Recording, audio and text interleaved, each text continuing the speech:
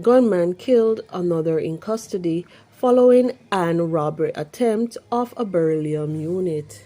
St. Catherine Sr. found with his head bashed in.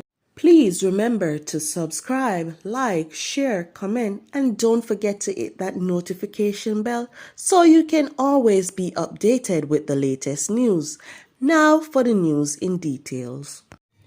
A gunman is dead and another in custody following a robbery attempt of a beryllium unit in Great Ground, Manchester sometime after 7 p.m.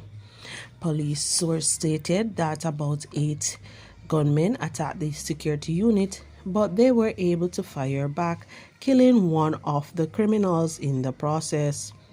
The quick action by the security team prevented the robbery of the unit. Police in the St. Catherine South Division have launched an investigation into the murder of a senior citizen whose body was discovered in Planters Hall District Tuesday morning. Dead is Linford Robinson, a 69-year-old shopkeeper of Planters Hall District.